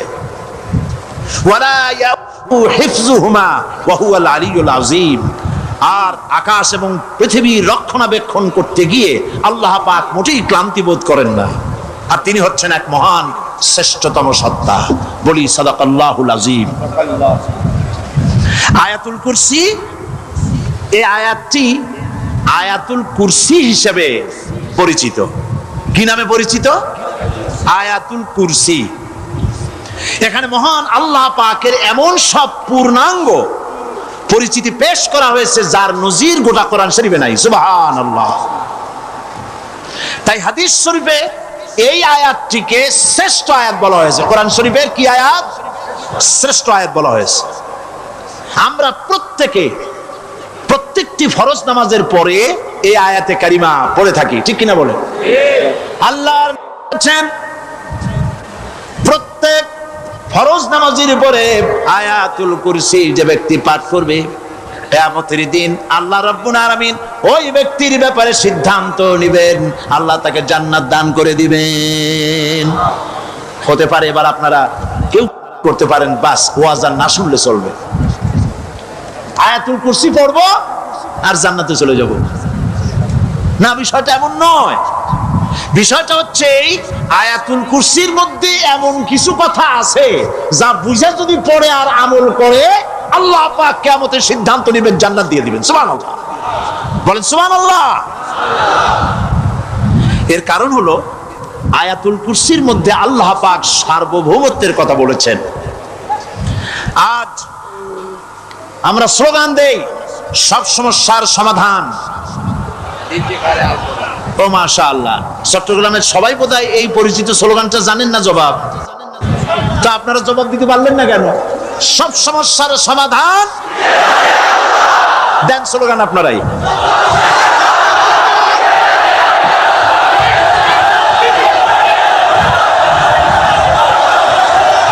এটা শুধু স্লোগান নয়, সব সমস্যার সমাধান দিতে পারে আল কোরআন। এটা শুধু স্লোগান নয়, এটাই বাস্তবতা, এটাই বাস্তব সত্য।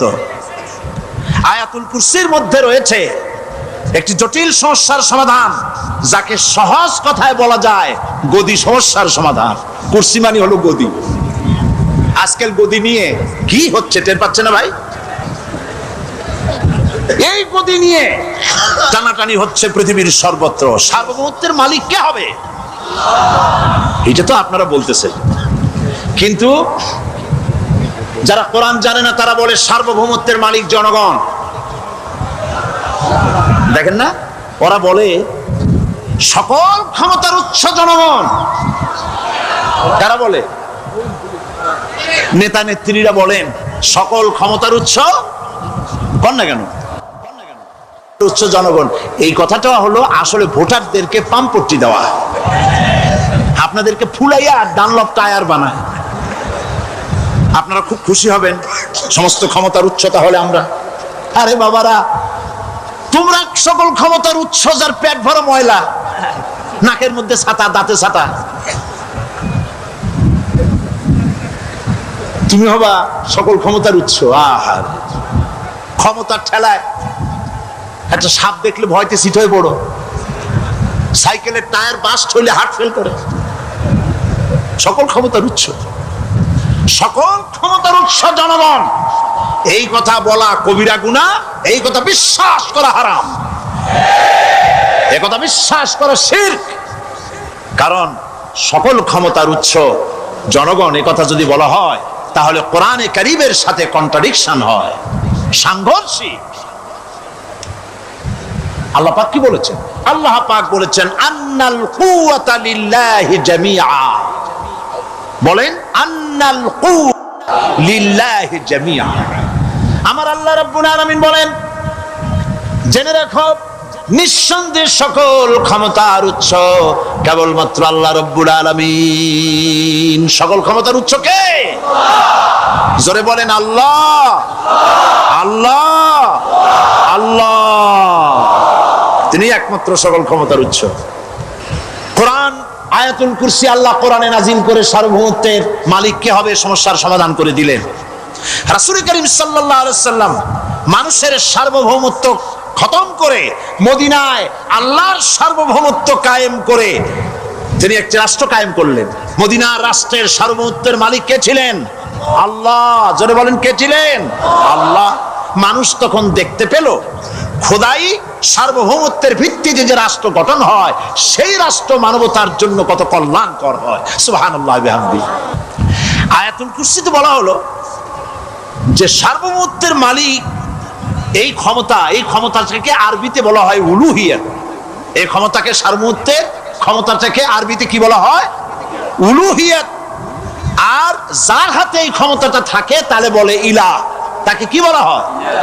আল্লাহ রাব্বুল আলামিন আয়াতুল কুরসির শুরুতে এই কথাটাই বলে দিলেন, আল্লাহু লা ইলাহা ইল্লা হুয়াল হাইয়ুল কাইয়্যুম। আল্লাহ হচ্ছেন তিনি যিনি ছাড়া কোনো ইলাহা নাই। তার মানে হলো সার্বভৌমত্বের একচ্ছত্র মালিকানা কার হাতে? চিৎকার দিয়ে বলুন, আল্লাহ রাব্বুল আলামিনের হাতে। সার্বভৌমত্বের এই ক্ষমতা হস্তান্তরযোগ্য নয়। আর সার্বভৌমত্বের মালিক যিনি হবেন তার শুরু থাকবে না, শেষও থাকবে না। এই কোয়ালিটি কার মধ্যে আছে? আল্লাহ পাকের মধ্যে। আল্লাহ পাক বললেন তিনি হচ্ছেন আল হাই আল কাইয়্যুম। তিনি হাইয়্যু, তিনি কাইয়্যুম। তিনি শাশ্বত, তিনি জাগ্রত, তিনি চিরস্থায়ী, যার শুরুও নাই, যার শেষও নাই। সুবহানাল্লাহি ওয়া বিহামদিহি। এই সার্বভৌমত্বের মালিকানা নিয়ে যারা বসে আছে, যে কোনো মুহূর্তে তার হাত থেকে ক্ষমতা ছিনতাই হয়ে যেতে পারে, পারে কিনা? আর ঘুমায় থাকলে, সার্বভৌমত্বের মালিক দাবি করে যদি ঘুমায় থাকে, ততক্ষণ ভারপ্রাপ্ত বানাবে কারে?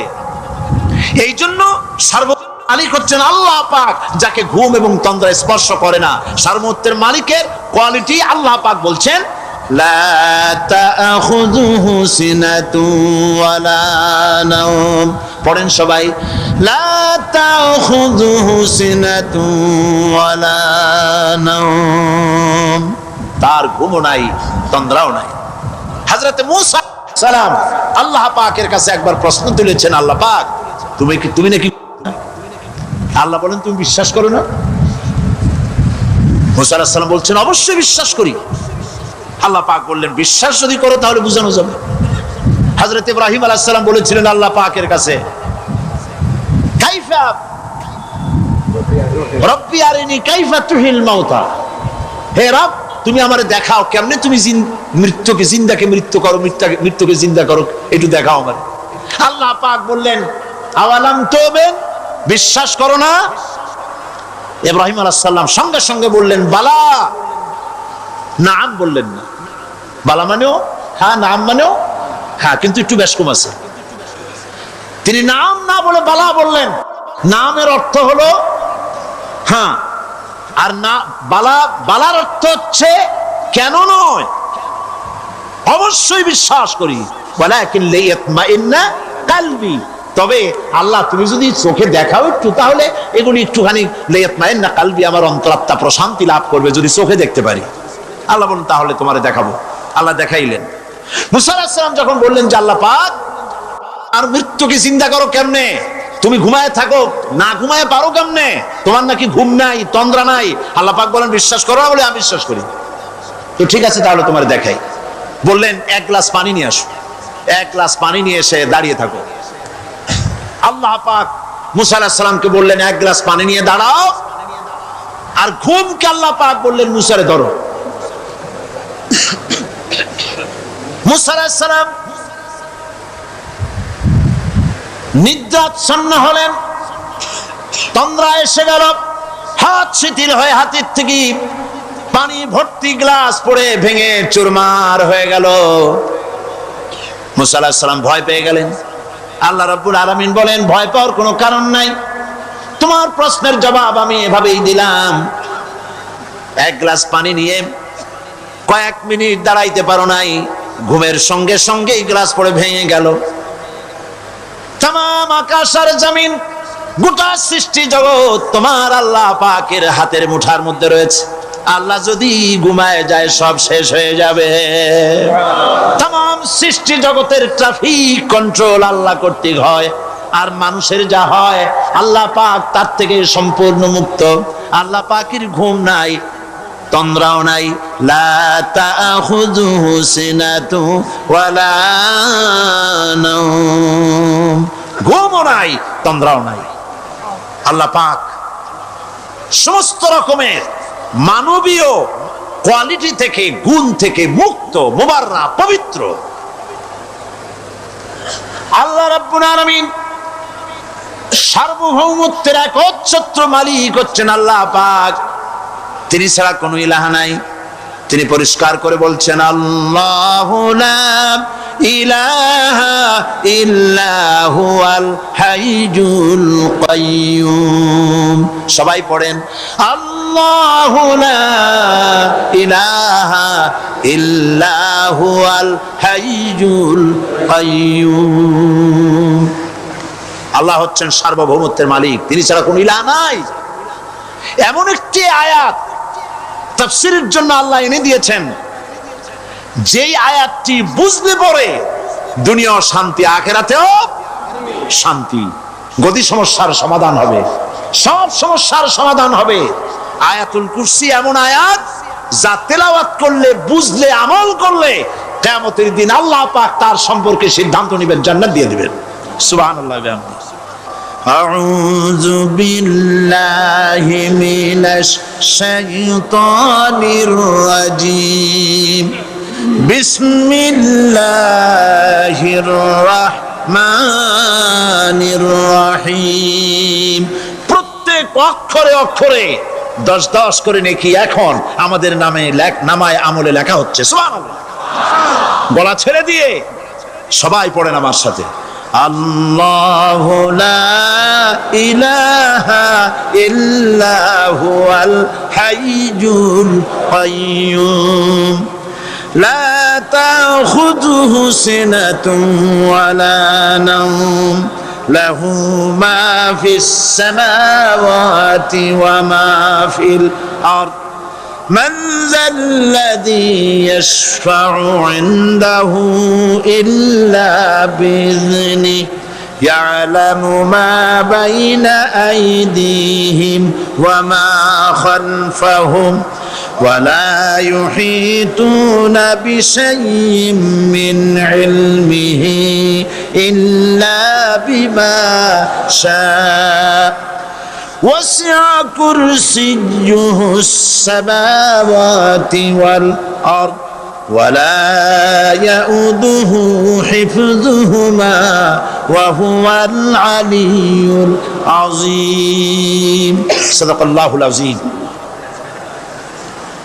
আয়াতুল কুরসি হচ্ছে কোরআন শরীফের সর্বশ্রেষ্ঠ আয়াত। সুবহানাল্লাহ। রাসূল বলেছেন আয়াতুল কুরসি হচ্ছে কোরআনে কারীমের সর্বশ্রেষ্ঠ আয়াত। এবং আল্লাহ পাকের তাওহীদের ব্যাপারে, সার্বভৌমত্বের ব্যাপারে এত বিস্তারিত অল্পের মধ্যে আর অন্য কোন আয়াতের মধ্যে ভাবে আসে নাই। এই জন্য আয়াতুল কুরসির এত মর্যাদা। কালকে আরো একটি হাদিস শোনাচ্ছিলাম, বোধহয় নিশ্চয়ই আপনাদের মনে আছে, প্রত্যেক ফরজ নামাজের পরে আয়াতুল কুরসি যে একবার পড়বে, তেলাওয়াত করবে, কিয়ামতের দিন আল্লাহ পাক তার সম্পর্কে সিদ্ধান্ত নেবেন, তাকে জান্নাত দিয়ে দিবেন। সুবহানাল্লাহ কইতে ইচ্ছে করলো না? আলহামদুলিল্লাহ বলবেন না? তার অর্থ হলো এই আয়াতুল কুরসি যদি মানুষ পড়ে আর বোঝে, আর ওই অনুযায়ী যদি আকীদা তৈরি হয়, জীবন তৈরি হয়, তার জীবন জান্নাতের জন্য তৈরি হয়ে যায়। গতকাল আল্লাহ পাকের সার্বভৌমত্বের কথা আমরা আলোচনা করেছিলাম। আলোচনা করব আল্লাহ পাকের পরিচয়। আল্লাহ পাক তিনি কে? আমরা বলি আল্লাহ। আমরা কি বলি? বলেন সবাই, কি বলি? আমি অনেকবার আপনাদেরকে এই কথাটা বলেছি, বোধহয় নিশ্চয়ই মনে আছে। আল্লাহ এই উচ্চারণটা আমাদের অনেকের হয় না, কেউ বলে না আল্লাহ। আল্লাহ পাকের উচ্চারণটা হচ্ছে, আল্লাহ পাকের নামকরণ হচ্ছে আল্লাহ। মুখটা একটু গোল হয়ে যাবে, বলেন আল্লাহ আল্লাহ আল্লাহ। পৃথিবীতে বিভিন্ন জাতি তার স্রষ্টাকে, তারা যাকে স্রষ্টা মনে করে, বিভিন্ন নামে ডাকে। কেউ বলে ভগবান, কেউ বলে ঈশ্বর, কেউ বলে পরমেশ্বর, কেউ বলে বিধাতা, কেউ বলে গড। বিভিন্ন নামে লোকেরা এভাবে ডাকে। তো ভগবান বললে তার প্রতিশব্দে স্ত্রীলিঙ্গে কি আসে বলেন? ভগবতী। ঈশ্বর বললে স্ত্রীলিঙ্গে কি আসে? ঈশ্বরী। বিধাতা বললে তার স্ত্রীলিঙ্গে কি আসে? বিধাত্রী। গড, এটার স্ত্রীলিঙ্গে আসলে কি হবে? তো প্রত্যেকটি তারা যে ভাষায় আল্লাহকে ডাকে, প্রত্যেকটি ভাষায় স্ত্রীলিঙ্গে একটি প্রতিশব্দ আসে। আল্লাহ এর স্ত্রীলিঙ্গে, এর প্রতিশব্দে আরেকটি শব্দ কি গোটা বিশ্ব খুঁজে পাওয়া যাবে? জোরে বলেন, যাবে? যাবে না। এবং অন্যান্য নামগুলি সন্ধি বিচ্ছেদ করলে অর্থই হবে না। গড, এটাকে যদি উল্টায়া বলা হয় তাহলে কি হয়ে যাবে? এবার দেখুন, আল্লাহ এই নাম, আল্লাহর পরিচয় কি? যদি বলা হয় যে আল্লাহর পরিচয় কি, শুধু আল্লাহ দিয়ে আল্লাহকে চেনা যাবে, আল্লাহকে চেনা যাবে। আল্লাহ রাব্বুল আলামিন বলছেন, আল্লাহু লা ইলাহা ইল্লা হুয়াল হাইয়ুল কাইয়্যুম। আল্লাহ হচ্ছেন তিনি যিনি ছাড়া কোনো ইলাহ নাই, মাবুদ নাই, উপাস্য নাই। সুবহানাল্লাহ। এখন আল্লাহর যদি প্রথম একটা অক্ষর আলিফ ছেড়ে দেওয়া হয় তাহলে থাকবে কি? লিল্লাহ। এই লিল্লাহ দিয়েও কেউ যদি আল্লাহর পরিচয় পেতে চায় তাহলে পেয়ে যাবে।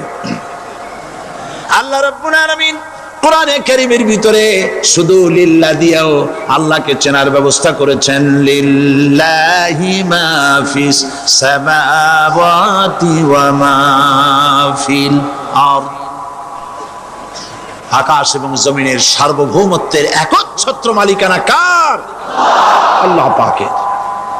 এখন লিল্লাহ থেকে একটা লাম ছেড়ে দেন, কি থাকবে? লাহু। এই লাহু দিয়েও আল্লাহর পরিচয় পাওয়া যাবে, যাবে না? কোরআন বলছে, লাহু মাকালিদুস সামাওয়াতি ওয়াল আরদি ইউবসিতুর রিজকা লিমান ইয়াশা।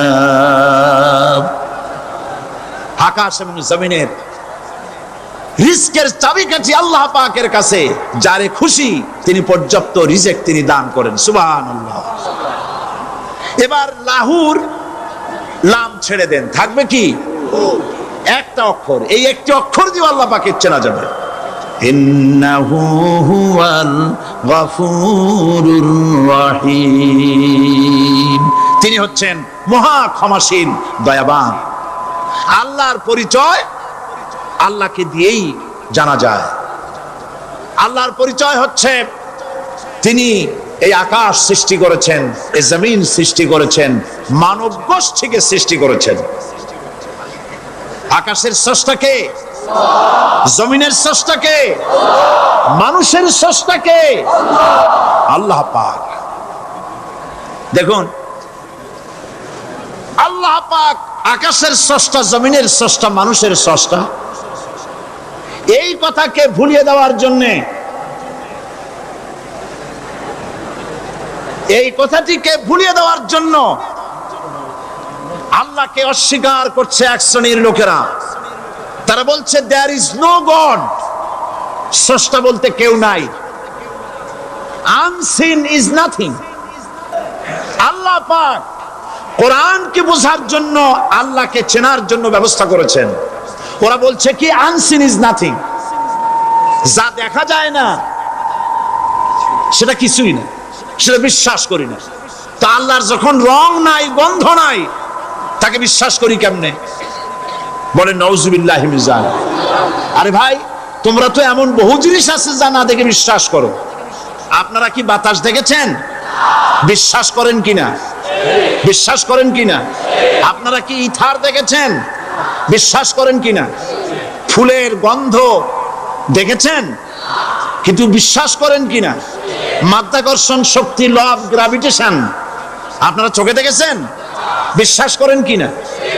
অনেক জিনিস এমন আছে যা আমরা চোখে দেখি না কিন্তু বিশ্বাস করি।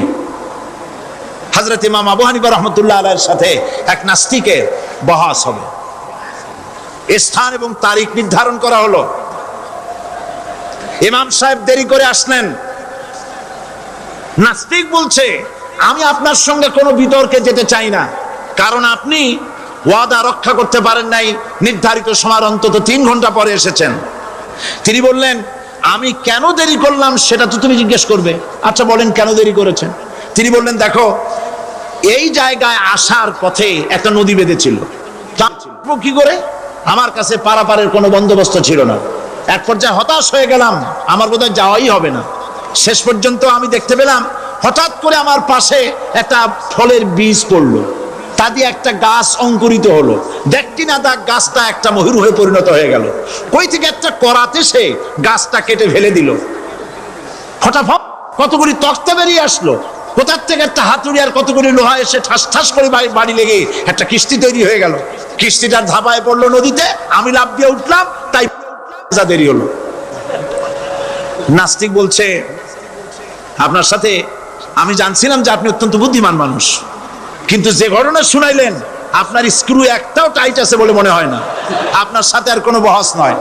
তিনি বললেন, কেন? কয় বহস না, আপনি বলছেন যে এইরকম একটা গাছ চারা হয়ে গেল, সাথে সাথে বিনা মিস্ত্রিতে গাছটা কাটলো, তারপর এইটা দিয়ে তক্তা হলো, লোহা আসলো, হাতুড়ি হইলো, বিনা মিস্ত্রিতে কিস্তি তৈরি হয়ে গেল, নৌকা এটা পড়লো নদীতে, আর বিনা মাঝিতে আপনি পার হয়ে আসলেন। এটা কি আদৌ সম্ভব? ইমাম আবু হানিফা রাহমাতুল্লাহ আলাইহি বলছেন, তোমার সাথে আমি কোনো কিতাব দিয়ে ঝগড়া করব না, কোনো কিতাব দিয়ে আমি তোমার সাথে বহস করব না। এই একটি দৃষ্টান্ত তোমার জন্য যথেষ্ট। একটা মিস্ত্রি ছাড়া যদি একটা কিস্তি তৈরি না হতে পারে, একটা গাছ কেটে তক্তা যদি না হতে পারে, এই বিশাল আকাশ, এই বিশাল জমিন, আর তোমার মতো এরকম একটা সুন্দর মানুষ বিনা মিস্ত্রিতে বিনা স্রষ্টায় তৈরি হলো কেমনে? এক কথায় নাস্তিক বলছে, আমার জীবনের ভুল ধরা পড়ল। নাস্তিক বলছে, জীবনের ভুল ধরা পড়েছে, আমি মুসলমান হয়ে গেলাম। লা ইলাহা ইল্লাল্লাহু মুহাম্মাদুর রাসূলুল্লাহ। জোরে পড়েন, লা ইলাহা লা ইলাহা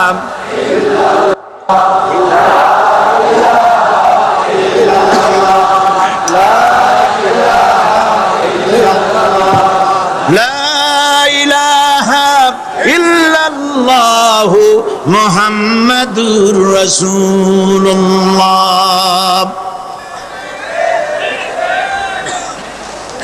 আল্লাহ পাক বলছেন, আমি আদম, আমি দাউদ এবং সুলাইমানকে জ্ঞান দান করেছি, ইব্রাহিমকে জ্ঞান দান করেছি।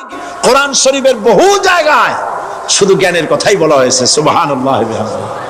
সুতরাং বুদ্ধিজীবী, এই বুদ্ধিজীবীরা তারা আসল জ্ঞানটা নাই। আসল জ্ঞান কোনটা বলেন? কোনটা? ডক্টর শহীদুল্লাহ মরহুম, আমি অনেকবার বলেছি তার কথা, তাকে জান্নাতুল ফেরদাউস নসিব করুন, বলেন আমিন। ডক্টর শহীদুল্লাহ মরহুম বলতেন তার লোকদেরকে যে তোমরা বিদেশ থেকে অনেক ডিগ্রি নামের আগে আনতে পারো, তোমরা পণ্ডিত, একথা আমি স্বীকার করি, কিন্তু কোরআন শরীফের জ্ঞান যদি না থাকে তাহলে পণ্ডিতের আগে আর একটা শব্দ বসবে, মূর্খ পণ্ডিত। কোরআনের জ্ঞান পাণ্ডিত্যকে পরিপূর্ণ করে দেয়, কারণ ওয়ামা উতীতুম মিনাল ইলমি ইল্লা কালিলা। সুবহানাল্লাহ। আল্লাহ পাক বলছেন, তোমাদেরকে সামান্যতম জ্ঞান দান করেছি। কতটুকুন জ্ঞান?